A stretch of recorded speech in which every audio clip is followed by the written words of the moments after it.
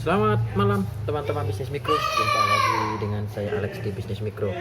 Oke, pada malam hari ini saya akan membahas sedikit instruksi dari Kementerian Koperasi dan Usaha Kecil dan Menengah Republik Indonesia kepada seluruh bank penyalur ya, kepada seluruh bank penyalur bantuan UMKM. Oke, sebelum saya ke sana, jangan lupa like and subscribe channel ini.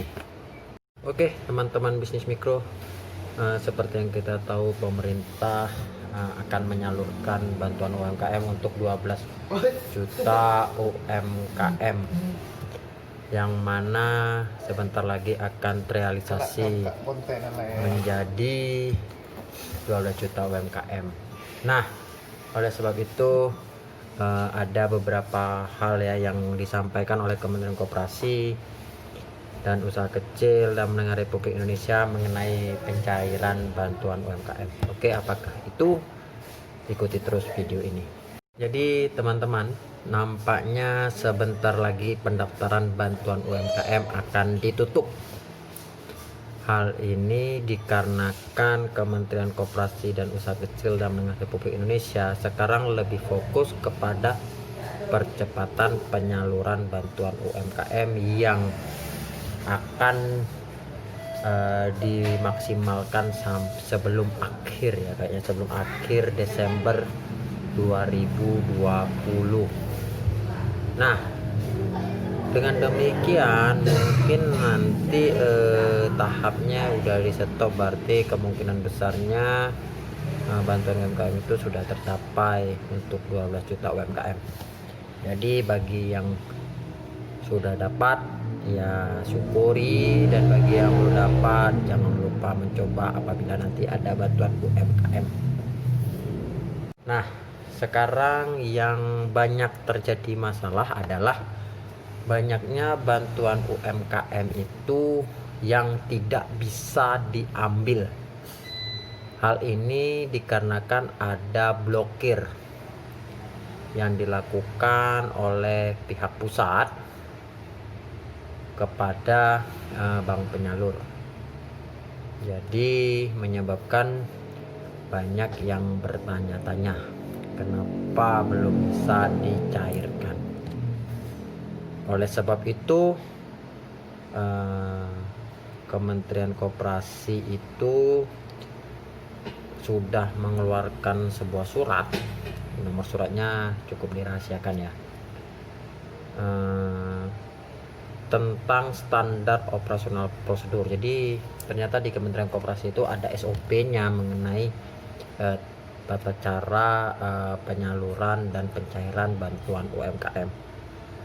Nah, beberapa hal yang terjadi itu yang berkaitan dengan bank penyalur itu ada 4 hal, yang mana berkaitan dengan NIK ya, NIK fisik itu ya, yang KTP elektronik. Jadi nanti akan diplaskan menjadi 4 bagian. Jadi nanti itu klasifikasinya ada di NIK, nama, dan alamat. Nah, jadi apabila NIK-nya itu cocok ya dengan, jadi nanti kan ada dari kementerian tuh nama NIK ya, NIK. Nah, NIK itu akan dicocokkan dengan NIK KTP. Nah, apabila itu sama ya, sama, kemudian alamatnya sama ya, saya kan beda-beda dikit lah ya, saya cuman kurang begitu signifikan beda-bedanya dikit tuh gimana. Nah, itu boleh dicairkan ya, boleh dicairkan, namun harus menandatangani SPTJM ya. Nah, itu surat itu ya, kayaknya surat bahwa memang yang menerima itu orang tersebut ya. Jadi itu poin pertamanya, yaitu apabila NIK dan alamat sama dengan yang dikirimkan oleh Kementerian Koperasi. Oke, berikutnya hal kedua, ini apabila NIK-nya dengan surat yang dikirimkan oleh Kementerian Koperasi, namanya itu SP2D kali ya. Nah itu beda 1 atau 2 angka, tapi namanya sama, bisa jadi alamatnya sama atau tidak sama, maka dana itu wajib ditahan.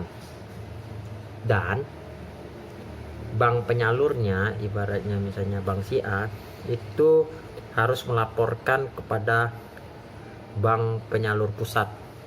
Nah nanti itu ada mekanisme sendiri ya dari banknya. Lalu nah itu tugas dari pusat nantinya yang akan mengecek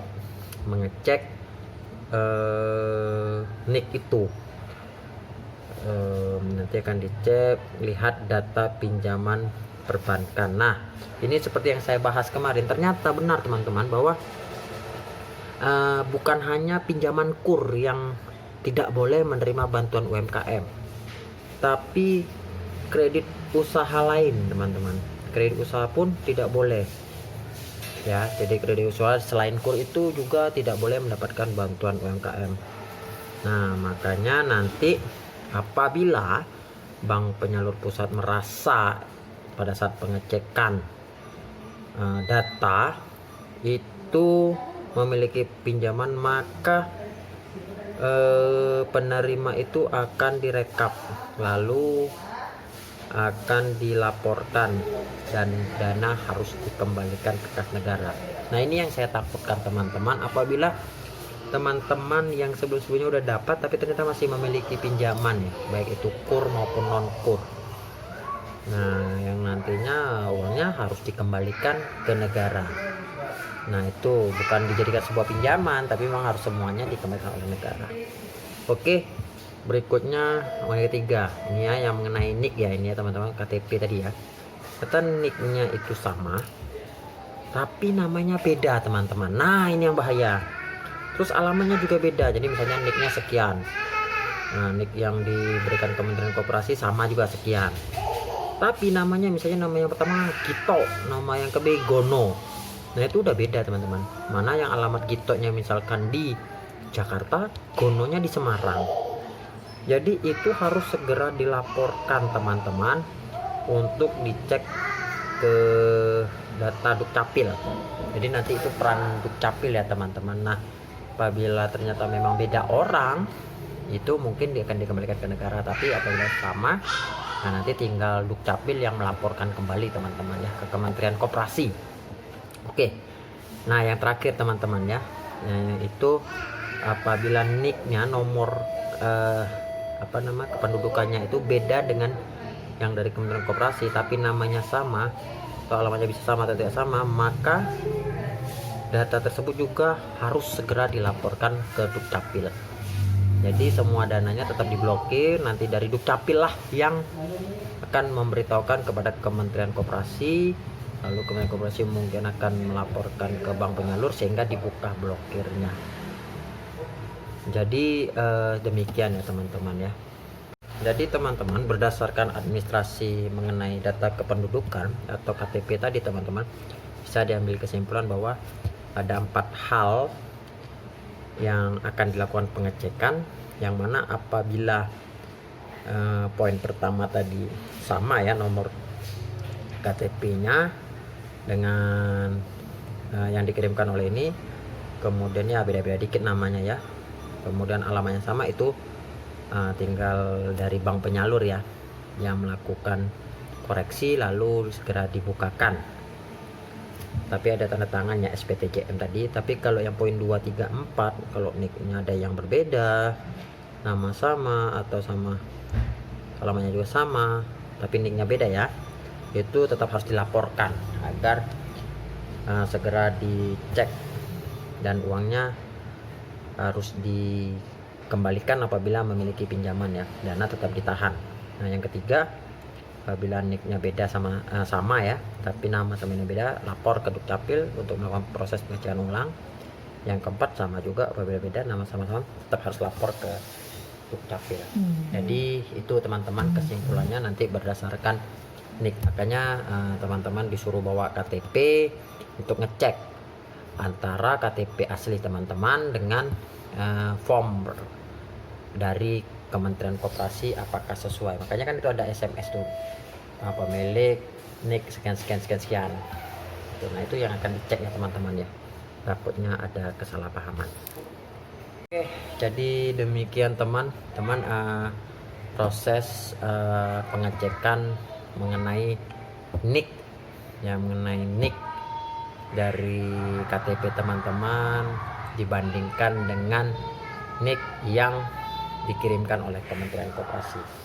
Nah, jadi nampaknya akan dilakukan percepatan ya, karena kemungkinan akan ditutup. Jadi ini mudah-mudahan teman-teman yang memang sudah terdaftar dan layak, jangan khawatir karena sesuai dengan suratnya tadi saya lihat, wah kemungkinan besar akhir Desember ini semua sudah harus dibagikan. Oke, demikian teman-teman informasi dari saya, semoga berguna. Jangan lupa like dan subscribe channel ini karena channel ini bermanfaat untuk teman-teman semua. Sampai jumpa di video berikutnya. Bye bye.